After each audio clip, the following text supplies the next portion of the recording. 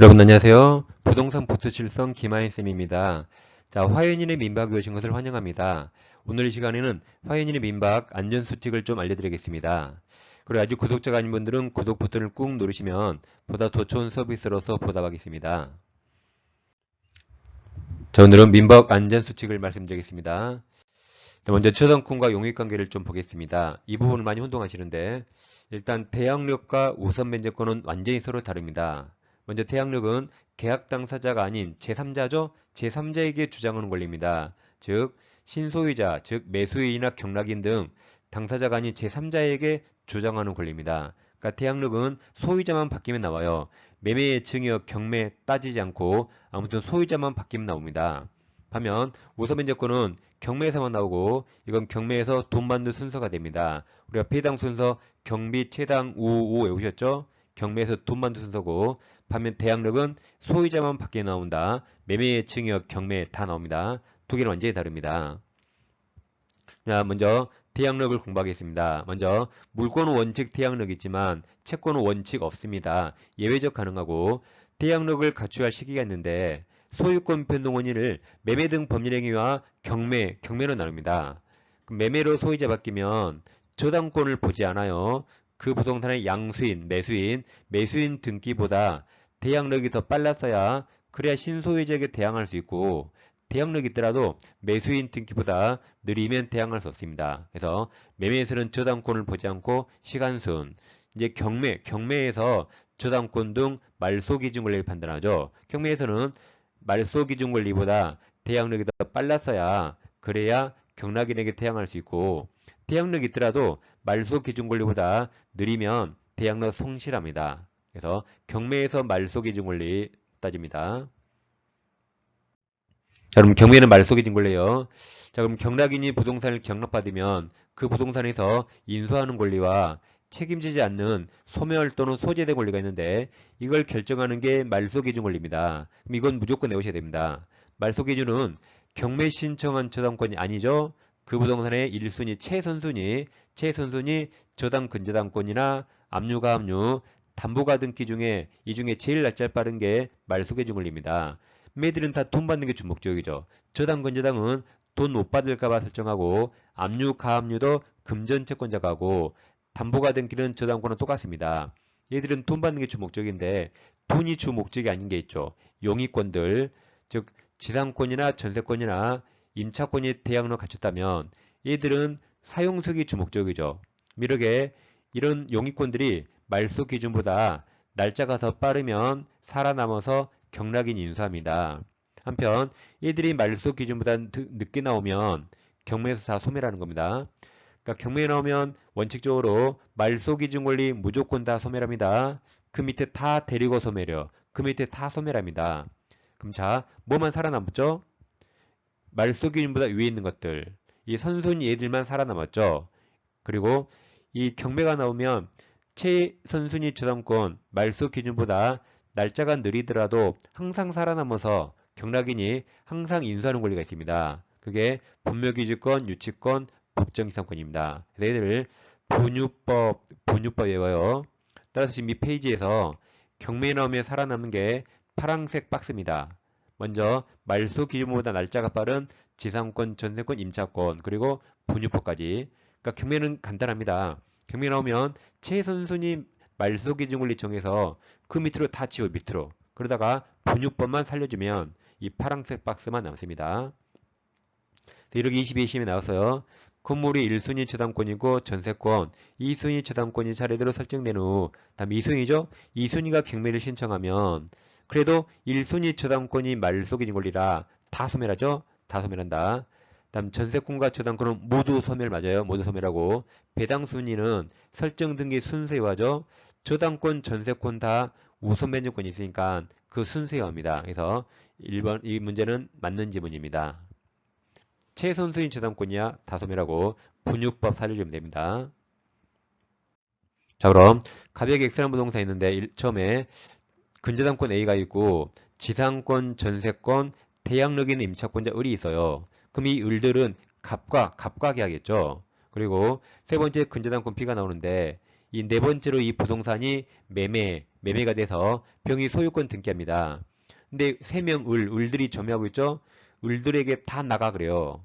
그럼 이 을들은 갑과 매진 계약을 경락인 병에게 대항할 수 있습니까? 지금 소유자가 매매로 바뀌었죠. 저당권을 보지 않아요. 이 병 등기는 4번이니까 2번들이 다 빨랐죠. 그럼 이 을들은 병에게 갑과 매진 계약을 대항할 수 있습니다. 그러니까 안 쫓겨나요. 안 쫓겨난다. 그리고 전세권자 을은 나갈 때 병에게 전세금을 반환받고 임차인 을도 병에게 보증금을 반환받고 나갑니다. 이게 을은 갑과 매진 계약을 다 병에게 대항할 수 있다. 그럼 대항할 수 있으면 양수인 병이 양도인 갑취를 승계하는 겁니다. 근데 한편 이번에 호순이 저당권자가 경매를 신청했다. 그럼 병이 경락이니 이 을들에게 다 나가 그래요. 그럼 이 을들은 갑과 매진 계약을 경락인에게 대항할 수 있습니까? 경매는 최선수의 저당권이 말소기준 권리라 그 밑에 다 이렇게 소멸합니다. 결국 경매 나오면 대항력이 상실해서 경락인 병에게 대항할 수 없습니다. 병이 다 나가 그러면 이 을들은 다 쫓겨나는 거죠. 이게 매매와 경매 대항력 판단이 서로 다릅니다. 자, 그럼 이어서 경매 절차를 좀 살펴보겠습니다. 자, 갑소유 부동산에 시가 10억이 있는데 제일 먼저 전세권 요리 있고 계약기간 2년에 갑에게 전세금 3억을 지급했죠. 갑과 계약했습니다. 그리고 근저당권자 병 3억이 있고 대양로까지 임차권자 정이 있는데 2년에 갑에게 보증금 3억을 지급했고 근저당권자 무 5억이 있습니다. 근데 이 상태에서 이 부동산이 경매가 나왔다. 그럼 경락인은 권리분석이 하겠죠. 그러면 최선순위 저당권이 말소기준 권리라 1, 2, 3, 4 중에 몇 번이 말소기준 권리죠? 2번이죠? 그럼 그 밑으로 다 이렇게 소멸한다. 그럼 뭐만 살아남죠? 1순위 전세권만 살아남죠. 그럼 얘만 경락인에게 대항할 수 있고 경락인은 을 권리를 인수하는 겁니다. 이게 을 못 쫓아내요.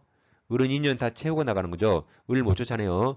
그리고 을 나갈 때 누가 전세금 3억 반환해야 되죠? 경락인 을이죠. 경락인은요. 경락인이 을 권리를 인수하기 때문에 경락인이 을 못 쫓아내고 을 나갈 때 3억을 반환합니다. 그러니까 3억을 인수하는 거죠. 자, 그럼 이게 경매가 나오면 1차 매각기일 1월 5일 날 시가대로 10억이 진행되면 10억 이하로 금액을 적어낼 텐데 이 경락인은 3억을 지금 인수하잖아요.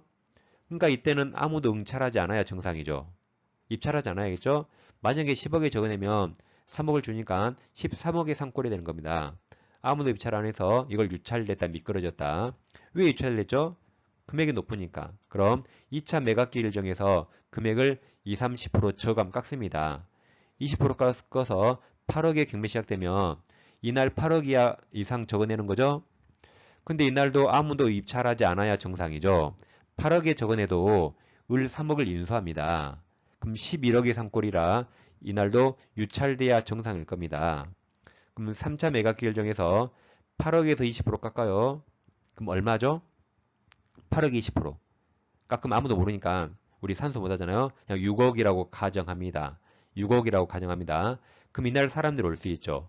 그래서 만약에 이날 A가 7억에 적어냈어요. B는 6억 5천에 입찰하고 C는 6억에 적어냈다. 3명이 입찰했는데 근데 이렇게 경매 입찰하려면 입찰 보증금을 내야 되죠. 입찰 보증금은 자신이 한 매수가격이 아니라 최저 매각가의 10%, 그래서 6천만 원을 입찰 보증금 내야 됩니다. 그럼 ABC가 6천만 원 다 지급했을 때 그럼 누가 1등 났죠? A가 1등 났죠. A가 7억. 그럼 이 A를 최고가 매수 신고인 거죠. 그럼 BC는 경매에 떨어졌죠. 그럼 BC는 6천만 원 받고 갈 수 있어요. 근데 이 BC는 차순위 매수 신고할 수 있습니다. 왜냐하면 1순위 A가 경락대금을 완납하지 않으면 우리가 경매받은 것으로 해주세요라고 차순위 매수 신고할 수 있는데 근데 아무나 못합니다. A 금액이 7억이죠? 그럼 최고가 매수 신고액에서 7억에서 입찰 보증금이 6천만 원이죠. 이걸 빼야 돼요.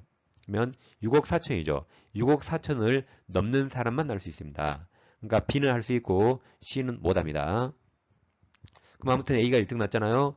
A가 1등 나서 A가 이제 잔금을 완납하면 즉시 소유권 취득하죠. 그럼 A가 총 7억을 완납하면 그 7억으로 이 빨강색 지워진 애들, 빨강색 지워지는 병정무가 배당을 받는 겁니다. 그럼 배당 순서는 이제 경비 최당후 그랬죠. 그럼 병정무 중에 병이 제일 빠르네요. 병이 3억을 다 받습니다. 다음 임차인정은 우선 변제권이 없죠? 안 써 있잖아요. 만약 정이 우선 변제권이 있다면 3억을 먼저 받을 겁니다. 근데 없으니까 근저당권자 무가 나머지 4억을 받고 이렇게 끝나는 겁니다. 그럼 전세권자 을은 안 지워졌죠. 을은 경락대금 7억에 손대는 거 아닙니다. 을은 2년 중에 남은 기간 다 살아요. 을은 다 살고 이제 기간 끝나면 나갈 때 경락인 A에게 별도로 3억을 받는 거죠.